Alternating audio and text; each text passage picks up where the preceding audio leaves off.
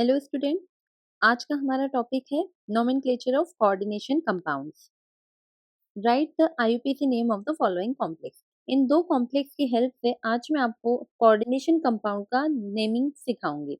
अब सबसे पहला जो रूल है, आप उसको ध्यान में रखिए कि जो भी हमारे फॉर्मूले का पॉजिटिव पार्ट होता है उसको हम पहले नाम देते हैं। सबसे पहले हमको आइडेंटिफाई करना है पॉजिटिव पार्ट। तो यहाँ पे हम देखते हैं पोटेशियम पॉजिटिव आयन है और ये पूरा कॉम्प्लेक्स नेगेटिव आयन होगा। और यहाँ पे इस वाले में हम देखते हैं, तो देखिए ये इसको हम जो कॉम्प्लेक्स होता है that is called as complex ion. इसको हम क्या बोलते हैं? Complex ion. और जो इसको इसके चार्ज को काउंटर करता है उसको सिंपली बोला जाता है काउंटर आयन। तो यहाँ पे जो काउंटर आयन है वो नेगेटिव चार्ज है और कॉम्प्लेक्स क्या है? पॉजिटिव चार्ज है। इस वाले फॉर्मूले में हम कॉम्प्लेक्स का नोमेनक्लेचर पहले करेंगे। ओके, तो ये हमारा होता है first step, identify the positive part. यहाँ पे काउंटर आयन क्या है, तो सिंपली इसको नाम दे देंगे पोटेशियम और देन हम नाम देंगे कॉम्प्लेक्स को। अब हम अगर यहाँ पे कॉम्प्लेक्स को पहले नाम देना है, तो हम यहाँ पे कॉम्प्लेक्स के नोमेनक्लेचर का क्या रूल है? Name the ligand first. Complex का जो ब्रैकेट, ये कॉम्प्लेक्स कैसे पहचानते हैं? जो भी इस स्क्वायर ब्रैकेट के अंदर है वो है कोऑर्डिनेशन एंटिटी। तो इसका नाम देने के पहले हम इसमें इसमें दो पार्ट होते हैं। एक होता है सेंट्रल मेटल आयन, ये जो कोबाल्ट है that is central metal ion, और बाकी जितने भी हैं ये हैं लिगेंड। लिगेंड का नाम, अगर लिगेंड एक ही हो, सिंगल हो, जैसे कि इस वाले फॉर्मूले में केवल एक लिगेंड है पर यहाँ पे तीन लिगेंड है, लिगेंड के नाम में हम क्या देखेंगे? अल्फाबेटिकल ऑर्डर देखेंगे। लिगेंड कैसे हो सकता है? एक एनायन हो सकता है, पॉजिटिव भी हो सकता है और समटाइम कैटायन भी हो सकता है।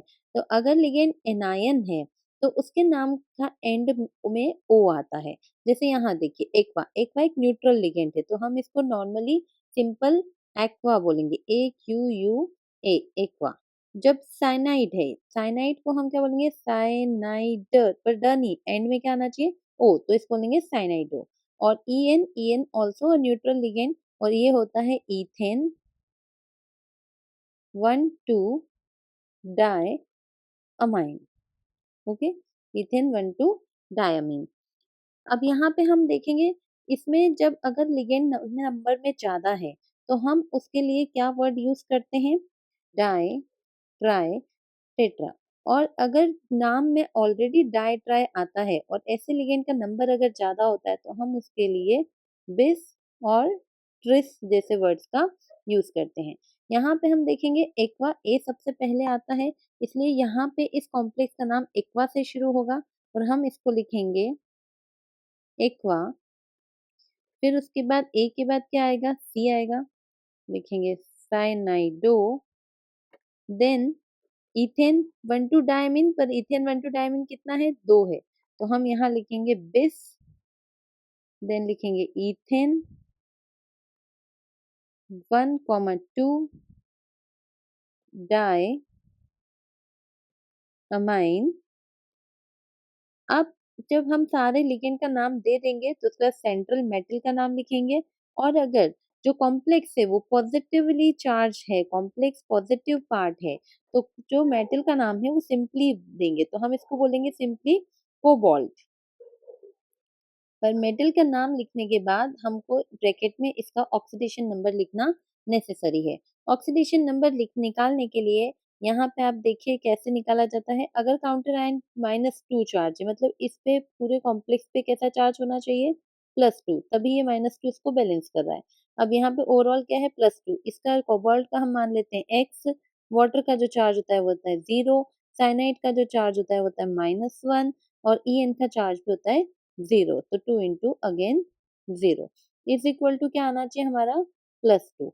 अब ये 0 हो गया, x सब 0 है, यहाँ पे -1 है, तो x इज इक्वल टू हो जाएगा +2, -1 उस साइड जाएगा तो +1 दैट इज +3। मतलब कोबाल्ट कौन सा ऑक्सीडेशन नंबर में? +3। तो यहाँ पे हम ब्रैकेट में रोमन न्यूमरल में +3 लिख देंगे और देन नेगेटिव पार्ट जो कि क्या है? काउंटर आयन, उसका नाम देंगे और नेगेटिव पार्ट आइड से खत्म होगा तो हम इसको बोलेंगे सिंपली क्लोराइड। अब यहाँ पे हम देखते हैं, हमने इसमें पॉजिटिव काउंटर आयन का नाम दिया था बस, जिसका नाम था पोटेशियम। जो कोऑर्डिनेशन एंटिटी है हमारी जो कि नेगेटिवली चार्ज थी उसका नाम देंगे। तो यहाँ पे लिगेंड है, इस लिगेंड को हम बोलते हैं oxalate, that is oxalate ion, और इसको ऑक्जेलेट है। और जब मैंने बताया कि नेगेटिवली चार्ज लिगेंड होगा तो उसका नाम ओ से एंड होगा, तो हम इसको क्या लेंगे, ऑक्जेलेटो। और यहाँ पे इसका नंबर है 3, तो हम इसको लिखेंगे ट्राई ऑक्जेलेटो। ओके, तो लिगेंड यहाँ पे नाम देंगे तो पोटेशियम, उसके बाद हम लिखेंगे ट्राई ऑक्जेलेटो। अब जब मेटल का नाम देना है, और अगर कॉम्प्लेक्स नेगेटिव होता है तो मेटल नाम एंड्स विथ ATE, तो यहाँ हम लिखेंगे क्रोमेट। मेटल के नाम को हम एंड करेंगे ATE से, क्रोमेट। एंड देन इसका ऑक्सीडेशन नंबर, ऑक्सीडेशन नंबर निकालने के लिए सेम प्रोसेस।